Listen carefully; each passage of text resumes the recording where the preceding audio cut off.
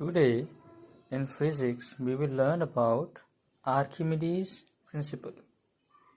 Now, Archimedes was a Greek scientist and he had formulated this principle.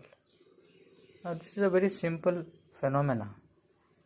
Whenever those of us who know swimming, when you go in the water, you feel your weight reduced, isn't it? So, there is a phenomena behind this. So we are going to study that phenomena today. Now as you can see, I have given over here an example of a stone which is say 5 kg in weight when it is in air.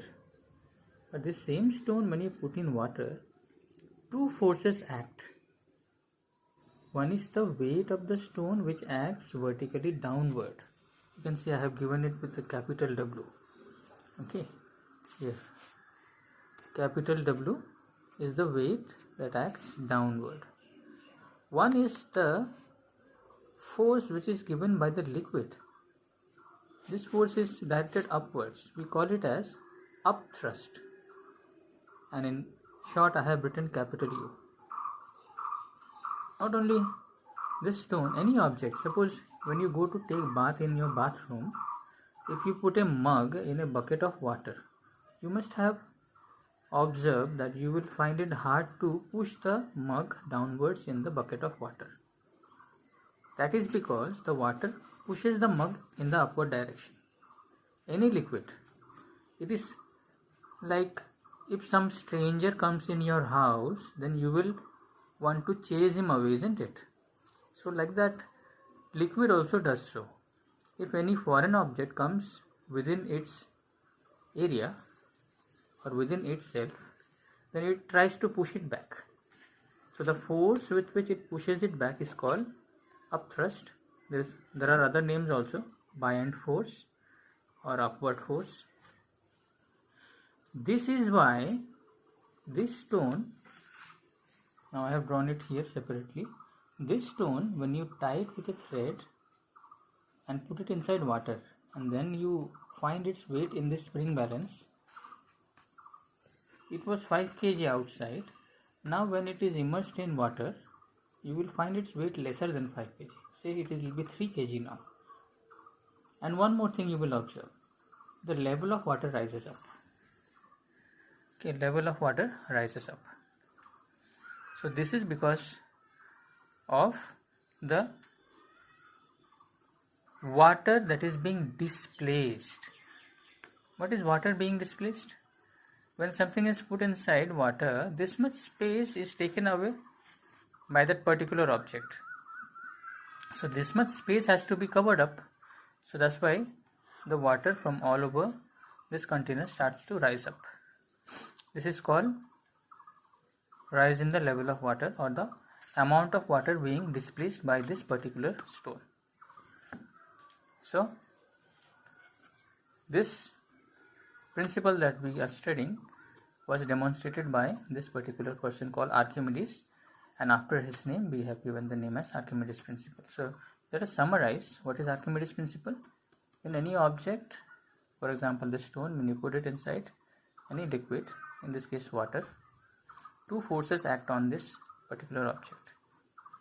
One is the force given by the object, which is downwards, that is called the weight of the object, and one is the force given by the liquid upwards, which tries to push the object out. That force is called upthrust. So W is the weight of the body in the liquid, U is the upthrust or upward force given by whom? By the liquid. So when this stone is put inside the liquid, its weight decreases. So a stone weighing 5 kg in air, when put in water, weighs less than 5 kg. This is because liquid or water in this case gives an upward force on the stone, and this upward force is called upthrust, which reduces the stone's weight in water. Next, let us learn Archimedes' principle and its connection with law of flotation. We can explain when an object floats in a liquid using this Archimedes principle. Now for this, we use a Eureka can. Now Eureka can we have studied earlier also. Remember? A Eureka can consists of a can like this, and it has a nose, okay, like a kettle. It has a nose which directs excess water outside. Now what we do is we fill this Eureka can with water till this level, till the level of the nose. That means if water rises any further, it will flow out of this nose. So again, the same stone example I am giving. This 5 kg stone, it is tied to a spring balance, put inside the water, and it is observed that the spring balance shows 3 kg. Weight of the stone outside the water was 5 kg, but when you put it inside water, it is found to be 3 kg. So where is that 2 kg weight gone? 2 kg, 3 plus 2 should be 5. So where is the remaining 2 kg? Now what happens? We learnt it here, remember? When you put the stone inside, some level of water rises up because of the amount of space occupied by the stone. Some level of water rises up. So here also level of water rises up and it flows outside, and we collect it in this measuring cylinder. If you find out the weight of only this particular water in this measuring cylinder, you will find it to be 2 kg. So 3 kg inside the water, and amount of water that is displaced is 2 kg. This 3 plus 2 is equals to 5 kg, that is the weight of the stone in air. So this 3 kg is the weight of this stone inside water. This 2 kg is the amount of water that is displaced, which is also called as upthrust. So in this case, W is the weight of the stone in water, which is 3 kg. U is the upthrust, which is equals to the weight of the water displaced. Weight of the water displaced is collected when the level of water rises up and it flows out of this nose and gets collected in this measuring cylinder. Alright. Now, principle of flotation says that if weight of the body inside the liquid is more than the amount of liquid displaced, then the object sinks in that liquid. So over here, W, that is weight of the body, is more, it is 3 kg. U, that is upthrust, is 2 kg. That is weight of the water displaced. So 3 is more than 2, and W is more than U. That is weight of the body in the liquid is more than the upthrust given. So the stone will sink in water. Now there is one more example here that I have given.